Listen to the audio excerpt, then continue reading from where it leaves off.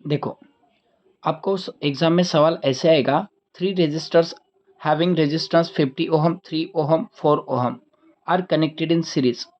तो आपको तीन रेजिस्टर दिए गए हैं, एक की वैल्यू है 15 ओहम, दूसरे की है 3 ओहम और थर्ड की है 4 ओहम। ओके, इस सब के सब कैसे कनेक्ट है? सीरीज में कनेक्ट है। तो हमें पूछा गया है what is the effective resistance in the circuit. तो पूरे सर्किट के अंदर कितना रेजिस्टेंस है, ये पूछा है। ओके, और कैसे कनेक्ट किए है? सीरीज में किए हैं। मान लो कि यहाँ पर देख सकते हो आप, यहाँ पर देखो ये तीन रेजिस्टर्स है। मान लो ये थे R1, R2, R3 और वैल्यू है 15 और दूसरे की क्या थी? दूसरे की वैल्यू थी 3 और इसकी क्या थी? तीसरे की 4 ओहम थी। ये कैसे कनेक्ट किए? इसको कहते हैं सीरीज। इसको क्या कहते हैं? सीरीज कहते हैं। ओके, आप प्रेयर में कैसे खड़े रहते हो, वैसे इनको क्या किया? अरेंज किया है। तो इस अरेंजमेंट को हम सीरीज अरेंजमेंट कहेंगे। क्या कहेंगे? सीरीज अरेंजमेंट का कहेंगे। तो उन्होंने क्या पूछा है कि इस पूरे टोटल सर्किट में कितना रेजिस्टेंस होगा, यानी कि क्या पूछा है? Effective resistance. क्या पूछा है? इफेक्टिव रेजिस्टेंस पूछा है। तो आप ये फॉर्मूला यूज कर सकते हो, effective resistance that is R S. S यानी कि सीरीज। ओके, क्या है? R1 plus R2 plus R3, इन तीनों का क्या करना है? एडिशन करना है। ओके, तो आपको फाइनल आंसर मिल जाएगा। ओके, लेकिन सर ये formula R S is equal to R1 plus R2 plus R3 कैसे आया? ओके, चलो हम वो प्रूव करके देखते हैं कि वो फॉर्मूला कैसे आया, क्योंकि वहाँ वहाँ पर बहुत लोगों को कन्फ्यूजन रहता है कि ये फॉर्मूला आखिरकार कैसे आया। ओके, चलो मैं अभी आपको एक्सप्लेन करता हूँ कि कैसे वो फॉर्मूला आया। ओके, हाँ, मान लो कि हमने यहाँ पर तीन रेजिस्टर्स लिए। ए है R1, ए है R2 और एक है ये है रेजिस्टेंस R3। कैसे कनेक्ट किए? सीरीज वाइज किया है। मान लो ए है और मान लो ए बी है। मैंने कैसे कनेक्ट किया है? सीरीज में कनेक्ट किया है। कैसे कनेक्ट किया है? सीरीज में कनेक्ट किया। ओके, ए है पॉजिटिव, नेगेटिव थोड़ा सा दूर हो गया डिस्टेंस, लेकिन चलेगा। ओके, अब देखो, इस सब के सब कैसे कनेक्ट किया? सीरीज कनेक्ट किया। तो एक पॉइंट भूलना नहीं, अगर आप रजिस्टर सीरीज में कनेक्ट करते हो, ओके, तो आपके पूरे सर्किट में करंट आपका क्या रहेगा? सेम रहेगा। दैट इज आई, यानी कि current is same through out the circuit. क्या आएगा? Through out the circuit. यानी कि यहां पर से आई अगर करंट निकलेगा तो यहां भी कितना आएगा? आई ही आएगा। R2 में भी कितना करंट होगा? आई ही होगा। R3 में भी आई।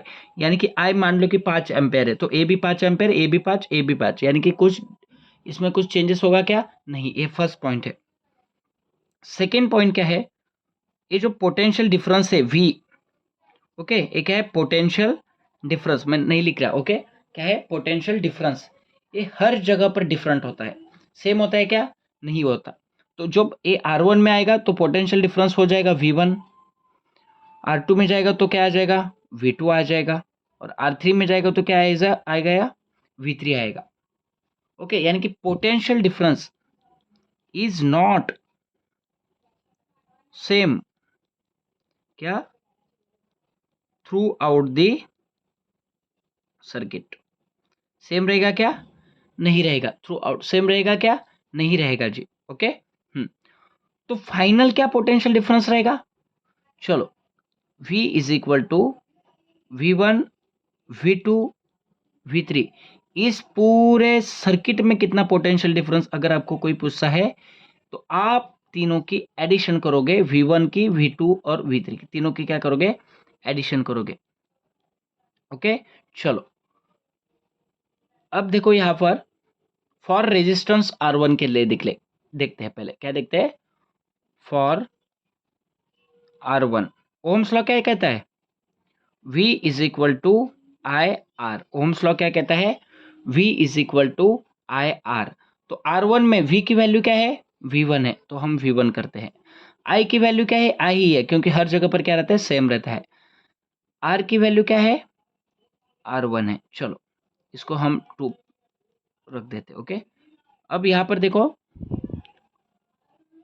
फॉर R2 के लिए ओम्स लॉ क्या कहता है, V is equal to I R। अब रेजिस्टेंस 2 देखो, V की वैल्यू क्या है यहाँ पर, V2 है ना, V2 okay. I as it is रहेगा, R की वैल्यू R2 ओके। अब थोड़ा सा बाकी है, हमारा खत्म हो जाएगा फिर यहाँ पर। अब देखो यहाँ पर फॉर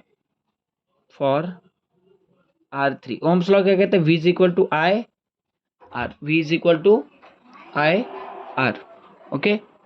V क्या है यहाँ पर 3 है, R क्या है यहाँ पर R3 है, और करंट क्या है सेम है ओके। ये क्या हुआ फर्स्ट, ये सेकेंड, ये क्या है थर्ड, और ये क्या है फोर्थ है, ये क्या है फोर्थ है ओके।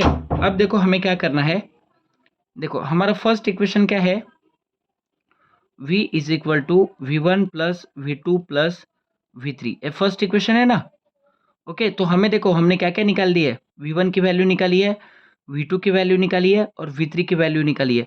तो ये तीनों भी वैल्यू V1 की, V2 की, V3 की इसमें पुट कर सकते हैं क्या, यस। तो हम क्या करेंगे, पुट क्या क्या 2 3 4, क्या पुट 2 3 4 किस में पुट करना है, इन 1। तो 1 क्या है, V इज इक्वल टू ये ना हमारा, चलो V is equal to V1 की वैल्यू क्या आई है IR1, V2 की वैल्यू क्या है IR2, और V3 की वैल्यू क्या है IR3। V is equal to, देखो I कॉमन आएगा ना, सभी जगह पर क्या है I है ना, तो I क्या आ जाएगा यहाँ पर कॉमन, ब्रैकेट में क्या बचा R1 plus R2 plus R3 बचा ओके। हाँ देखो हम फिर से यहाँ पर ओहम्स लॉ लगाते हैं। ओहम्स लॉ क्या कहता है, ओहम्स लॉ क्या कहता है, V is equal to I R. तो देखो इस V की जगह पर हम आई आर पुट कर सकते हैं ना, यस कर सकते हैं। तो क्या आएगा I R is equal to I क्या है R1 R2 R3, फिर देखो आई कैंसल, तो क्या बचा R is equal to R1 plus R2 plus R3, और एक है सीरीज में ना, तो एस लिखा मैंने, तो ये आया इफेक्टिव रेजिस्टेंस। क्या आया इफेक्टिव रेजिस्टेंस, और यही तो हमने उस फॉर्मूला में देखा था। क्या देखा था, देखो ये फॉर्मूला, और ये कैसे आया, तो ये इसका क्या है प्रूफ है। देखो ये फॉर्मूला है ना, R S is equal to R1 plus R2 plus R3, सबका क्या करना है एडिशन करना है, सबका क्या करना है एडिशन करना है। समझ में आया क्या ओके।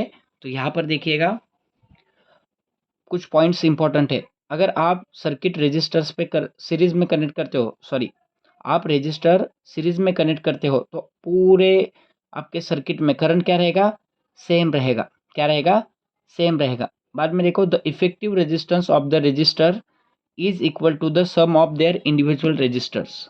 यहाँ पर देखो थोड़ा सा क्या बता रहे हो, इसमें मैं आपको एक्सप्लेन करता हूँ। क्या है द इफेक्टिव रेजिस्टेंस यानी कि आर एस यानी कि क्या effective resistance okay. Effective resistance of the resistors, एक है effective resistance of the resistor R S क्या रहता है, किसके इक्वल होता है, इज इक्वल टू द क्या है सम ऑफ, ये क्या है sum of R1 R2 R3, यानी कि क्या है ये इंडिविजुअल रेजिस्टेंस है ना ओके। तो क्या है the effective resistance of the resistors R S यानी कि क्या, आर एस यानी कि क्या the effective resistance of the resistor okay, is equal